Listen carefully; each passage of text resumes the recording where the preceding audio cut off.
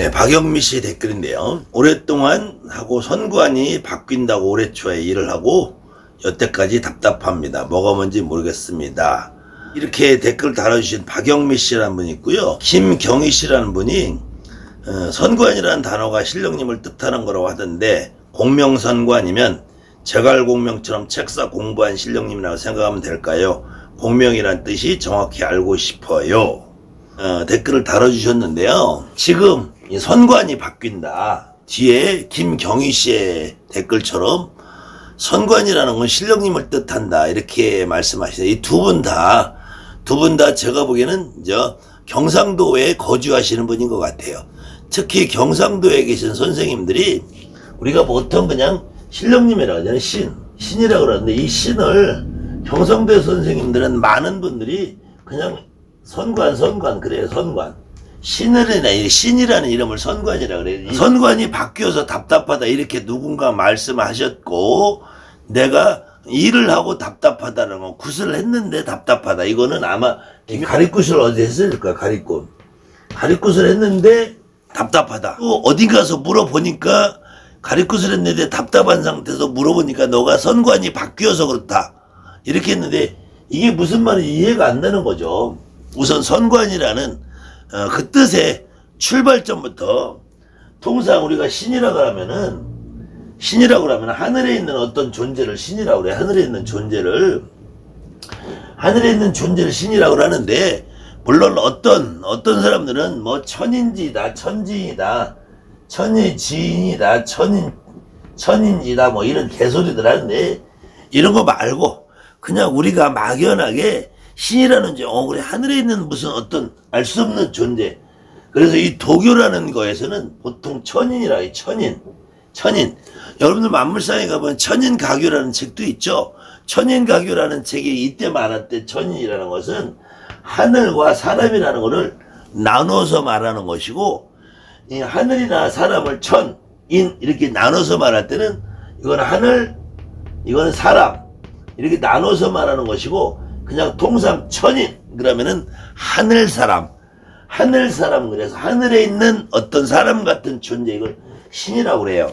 그럴 때 이 신이라는 존재를 두 가지로 도교에서는 나누는데 신선이라는 존재가 있고 선관이라는 존재가 있어요. 그 신선이라는 존재는 지금 여러분이나 나처럼 이 땅에서 국가의 관료나 벼슬을 하지 않고 일반 백성으로 살아가는 하늘의 백성을 신선이라고 하고요. 그 다음에 하늘에서도 지금 우리나라 공무원처럼 뭐 구청 공무원, 동사무소 공무원, 경찰 공무원, 군인 뭐 이런 사람들을 이름하여 도교에서는 선관이라고 그래요. 선관.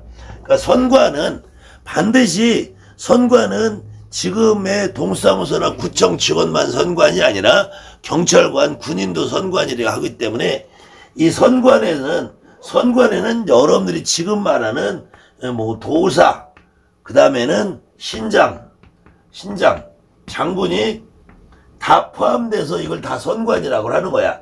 그러니까 이 선관이라는 용어는 원래 하늘의 신들 중에서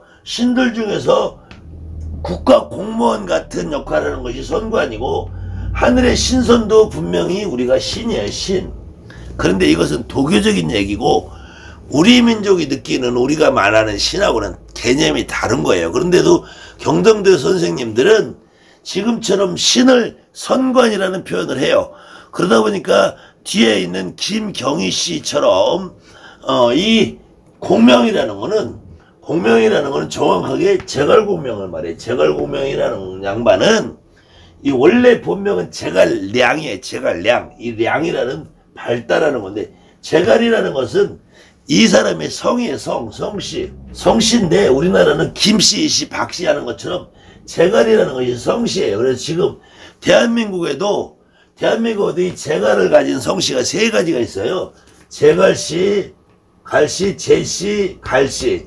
이게 세 가지 성이 있는데 이것은 이 성을 그냥 자기들이 따라서 한 거고 그래서 일설에 제갈씨, 제씨, 갈씨 성을 가지신 분들은 이 대한민국의 전체 인구의 한 1000명 정도, 10,000명 정도밖에 안 되기 때문에 제시, 갈씨, 제갈씨들은 어느 지역에 가서 전화번호만 뒤져가지고 제시, 갈씨, 제갈씨 나오면은 전화해서 저 지금 제시인데요, 갈씨인데요, 제가 지금 차비가 없는데 하면 다 가족처럼 차비도 주고 밥도 먹여주고 한다더라고요. 이건 제시, 갈씨, 제갈씨 이분들이 저한테 한 얘기니까. 근데 어쨌든 제갈씨라는 것은 이 제갈 공명이라는 사람의 성이고, 공명이라는 것은 이 양반한테 붙여진 호예요. 호. 원래 이름은 량이고, 이 제갈 공명이라는 분은 여러분이 가장 잘 알고 있는 우리나라 삼국시가 아니라 중국의 삼국지. 중국에 보통 삼국지 그러잖아요. 조조가 나오고 손권이 나오고 유비가 나오고 장비가 나오고 관우가 나오는, 이것이 역사의 정사 속에는 삼국지라고 나오고, 삼국지. 그 다음에 이것이 소설로 나오는 삼국지 통속연이라고 나요. 삼국지 통속연이라고 나오는데, 연인. 통속연이라고 해요. 이 소설로 나오는데, 이 소설과 이 삼국지가 이게 기본적으로 역사적인 배경이란 말이에요. 여러분 잘 알고 있는 진시황이 통일했다가 망해요. 그래서 다시 나라가 분열됐다가 한으로 합쳐요. 그냥 한고조 유방이라고 그러죠. 이 장기판에 나오는 초나라랑 한나라랑 이 초평하고 해서 결국은 유방이 이겨요. 근데 이 유방이 또 나라가 망해서 갈라져요. 그래서 위촉오라는 세 나라로 갈라진단 말이에요. 그 중에서 이 촉나라라는 거는 유비라는 사람이 여러분들이 알고 있는 유비, 관우, 장비가 힘을 합쳐서 만든 나라고, 이 촉나라는 지금 중국의 서북방면, 지금 여기는 사천성, 보통 우리가 스촨성이라고 사천짬뽕한테는 사천성이고, 여기는 아주 저 고원지대, 고산지대, 굉장히 험악한 지역, 아주 산골 지역이란 말이에요. 그 다음에 지금 북경이나 길림성, 흑룡광성, 이 내몽고 쪽까지 차지하는 여기를 위나라로 해서 여기는 조조라고 그래요. 조조가 세운 나라고, 오나라로 해서 지금 이쪽 복건성, 푸션성이라 복건성, 그 다음에 항주, 상해, 수저우, 광저우 있는 여기가 홍콩 있고 뭐 상주 있고 상해 있는 여기를 오나라라고 해서 손권이라는 사람이 세워서 관리하던, 그래서 위촉오 삼국이 분열된 시대, 이때 유비를 도와서 총나라의 재상까지 돼. 지금 우리나라 말 국무총리까지 되는 분이 제갈공명이라는 분이고, 제갈량이라고 그러는데, 이 양반이 이제 도술도법을 옛날에 써서 이 조조하고 적벽대전에 싸울 때, 위나라의 조조하고 적벽대전에 싸울 때 동남폭을 불어서 이겼다는 그런 전설이 있는 양반인데, 지금 김기현이 씨가 말하는 공명선관이라는 거는 이 제갈공명의 공명과 이 선관이라는 것이 짬뽕되어서 김경희 씨의 두뇌 머릿속에서 조합이 돼서 만드는 것이다. 그래서 이런 것은, 공명이라는 것은 이 제갈공명이라는 제갈량이라는 사람의 개인의 한 호기 때문에 공명선관이라는 의미가 없다.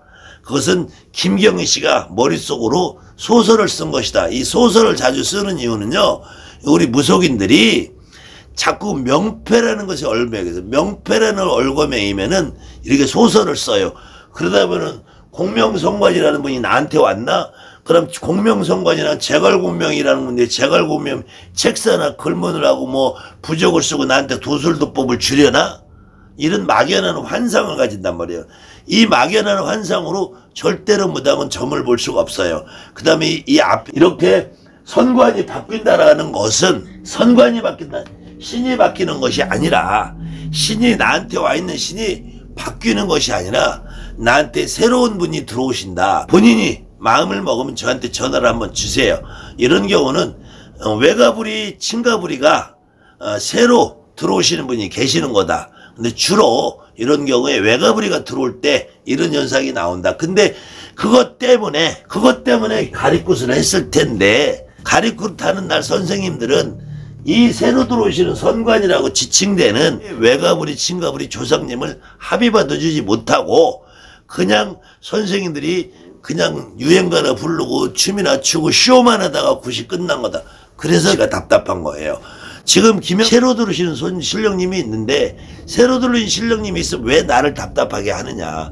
그것은 여러분들이 처음에 무당 노릇을 할 때 처음에 무당 되기 전에 한번 생각을 해보세요. 내가 무당이 안 되고 신을 받아들이지 않으니까 내가 답답하고 힘들었단 말이야. 그래서 무당이 됐어. 이제 아픈 것도 좀 가시고 조금 답답한도 풀어졌는데 내립고 타는 날 들어오시는 신령님을 다 못 받고 자꾸 다 내쫓아버리고 도를 못 닦았다, 공부를 못 됐다, 신선이 안 됐다, 선관이 안 됐다 이런 개소리를 하면서 조상님들 다 내쫓으니까 도로 답답해졌단 말이에요. 그래서 그 도로 답답한 걸 풀어보려고 다시 가리굿을 했는데 그 가리굿 한 게 아무 효과가 없이 도로 선관이 바뀐다는 소리를 들어버리면은 그 굿을 왜 했냐 이거죠. 그 굿을 해준 선생 연놈들은 뭐 했냐 이거지. 도둑년놈들이라 이거지. 그렇기 때문에 김경희 씨는 공명선관이라는 이름에 대한 환상을 버리셔야 되고요. 영미 씨는 이 내 조상 뿌리를 다시 찾는 조상가리굿을 제대로 다시 하지 않으면은 지금 상태에서 계속 답답할 수밖에 없을 거예요. 아무튼 그 힌트는 개인적인 일이 되기 때문에 제가 여기서 공개적으로 어떻게 해드릴 수가 없어요. 본인이 직접 전화를 한번 주시면 제가 간단하게라도 이해할 수 있게 도와드리겠습니다.